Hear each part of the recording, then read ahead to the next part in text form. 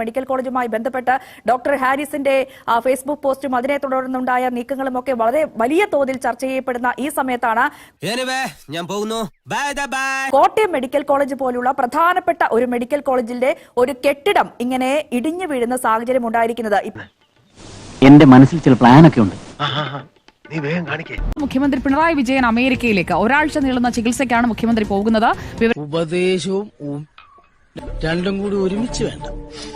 നോക്കി മുഖ്യമന്ത്രി അമേരിക്കയിലേക്ക് ചികിത്സാർത്ഥം പോവുകയാണ്. യാത്ര സംബന്ധിച്ചുള്ള വിവരങ്ങൾ എന്തൊക്കെയാണ്?